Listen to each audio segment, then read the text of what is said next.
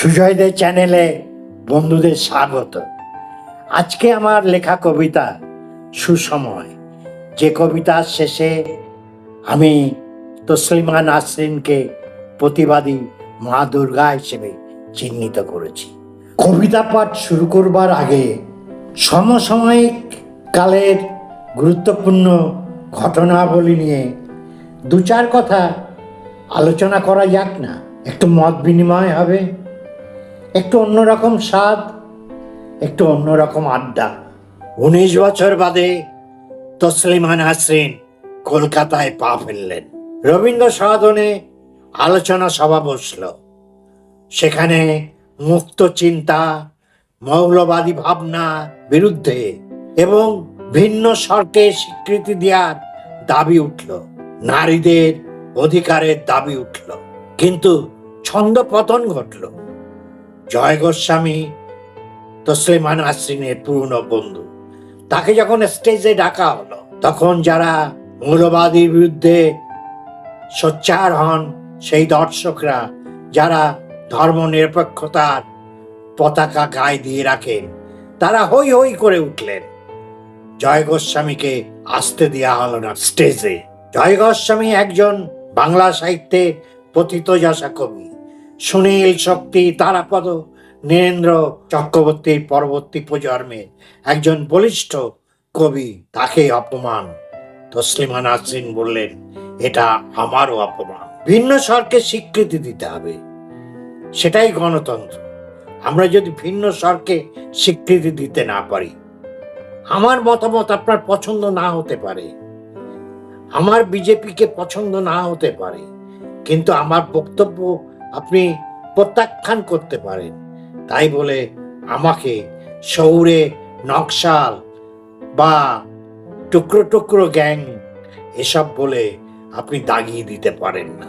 অনেকে শঙ্খ ঘোষের বাবরের প্রার্থনা কবিতাটি নিয়ে সমালোচনা করছেন। তারা বলছেন এতে মোগল সাম্রাজ্যের গন্ধ আছে, মুসলিমের গন্ধ আছে।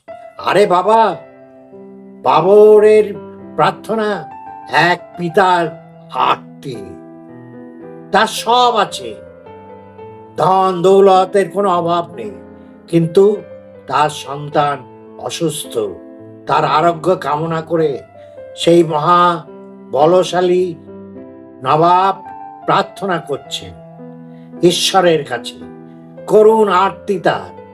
সেটাকেই শঙ্খ ঘোষ ফুটিয়ে তুলেছেন। এর ভিতর আবার মুসলিম, মোগল কোথার থেকে এলো? আসলে এরা অসহিষ্ণু, এরা ক্ষুদ্র মনা, এদের সাথে বাস করাটাই মুশকিল। তসলিমাকে এরা বলির পাঠা করে পশ্চিমবঙ্গে নিয়ে এসেছেন, যে দেখো মুসলিমদের সম্বন্ধে কেমন জোরালো ভাষণ দিচ্ছে। আসলে এটাই হচ্ছে বিজেপির কৌশল। বিজেপি যে তসলিমা নাসরিনকে খুব পছন্দ করেন, তার মুক্ত চিন্তা, তিনি সমস্ত রকম ধর্মীয় মৌলবাদের বিরুদ্ধে সোচ্চার হন। সেটা যদি হিন্দু মৌলবাদের বিরুদ্ধে তিনি কথা বলেন, তখন কিন্তু বিজেপির গায়ে লাগবে, তারা তখন তাকে হই হই করে তেড়ে যাবে। এবার শুরু করা যাক কবিতা। সুসময়। সেক্টর 5-এর অফিস থেকে বেরিয়ে ক্লান্ত মেয়েটা যখন এলো বাস স্ট্যান্ডে, তখন রাতের শেষ বাস চলে গেছে। একরাশ বিরক্তি নিয়ে যাত্রী প্রতীক্ষালয়ে ঢুকে সে বসে পড়ল একটা চেয়ারে। মেয়েটি ভাবল অফিসে ফিরে যাওয়া ঠিক হবে না, রাতে সেখানে আছে অনেক নেকড়ে আর হায়না। আবার রাতের ট্যাক্সিতে একা যুবতী যাওয়া নিরাপদ নয়। গ্রাস করল অভয়াকাণ্ডের ভয়। মেয়েটি ব্যাগ খুলে দেখল মোবাইলে নেই কোনো চার্জ। মেয়েটি ভয় পেতে শুরু করেছে, গলা শুকিয়ে আসছে। এমন সময় একটা রাস্তার কুকুর ঢুকে পড়ল। হয়তো এটা ওর গ্রীষ্মের রাতের আস্তানা।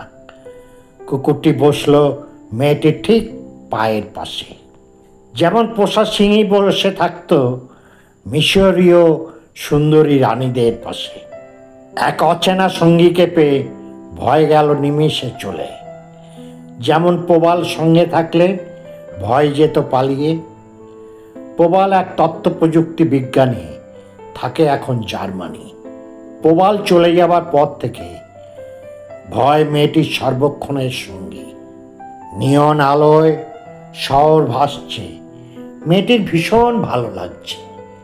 জল খেলো মেয়েটি শান্তিতে। তারপর রাতের সঙ্গীকে বিস্কুট খাওয়ালো নিজের হাতে। চোখ বুজে আসছে, সে চলেছে আবছা এক সবুজ দেশে। মনে পড়ল সেই দিনটার কথা, যেদিন প্রবালের সাথে উচ্চ মাধ্যমিক পরীক্ষার পর এক গরমের গোধূলি বেলাতে রেল লাইনের পাশ ধরে হাঁটতে হাঁটতে ফ্রকের চোর কাটা নিয়ে পৌঁছে গেছিল লোকালয় ছাড়িয়ে দিগন্ত বিস্তৃত সবুজ চাষের জমির পাশে। ঘরে ফেরা পাখিদের সাক্ষী রেখে সে এক নিঃশ্বাসে প্রবালকে বলেছিল, আমি তোমাকে ভালোবাসি প্রবাল।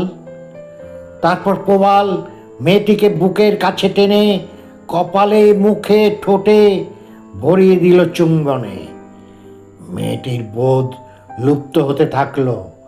মনে হলো সে যেন তলিয়ে যাচ্ছে নদীর বাঁকে ঘূর্ণির জলে। কখনো মনে হচ্ছিল সে নীল মেঘের মতো আকাশে ভেসে চলেছে। যখন মেয়েটির বোধ এলো ফিরে, দেখলো গভীর অন্ধকার যেন তাদের পাহারা দিচ্ছে। মেয়েটি এবার নিজেকে সামলে পোশাক ঠিক করে প্রবালকে বলল, ডাকাত একটা, চলো দেরি হয়ে গেছে। অপার নিস্তব্ধতা আর ঝিঝি পোকারা রইল এক কিশোরীর প্রথম ভালোবাসার সাক্ষী। ভোরের নরম রোদ মেয়েটির শরীর ছিল। এদিকে দিনের প্রথম বাসের হর্ন বাজলো। ধরফর করে উঠে বাসের জন্য মেয়েটি এগোলো। কুকুরটি মেয়েটির সঙ্গ নিল। মনে হচ্ছে সিংহবাহিনী দুর্গা এলেন ধরণী তলে ওষুধ দমনে ও দুর্গতদের রক্ষা করতে। তসলিমা 19 বছর পর কলকাতায় এলেন। কই, গর্ত থেকে এবার তো নেকড়ে হায়নারা বের হয়নি। ভয় পেয়েছে শয়তানরা। তবে তসলিমা কি প্রতিবাদী মা দুর্গার নূতন সংস্করণ? পৃথিবীকে আবার বাসযোগ্য হয়ে উঠছে। আজ এখানেই শেষ করছি। আপনাদের যদি এতটুকু ভালো লাগে তাহলে একটা লাইক করবেন, তাতে আমি অনুপ্রাণিত হব, ইন্সপায়ার্ড হব। বন্ধুদের শেয়ার করবেন, আপনাদের মতামত কমেন্টে জানাবেন। যারা এখনও সাবস্ক্রাইব করেননি তারা এখনই সাবস্ক্রিপশন বাটনটা ক্লিক করে দিন এবং অল নোটিফিকেশান বেলটা বাজিয়ে দিন, যাতে আমার এই জাতীয় ভিডিও আপনাদের কাছে সময় মতো পৌঁছে যায়। আবার আসবো নতুন একটা ভিডিও নিয়ে। ততদিন আপনারা সবাই ভালো থাকুন, সুস্থ থাকুন, আনন্দে থাকুন।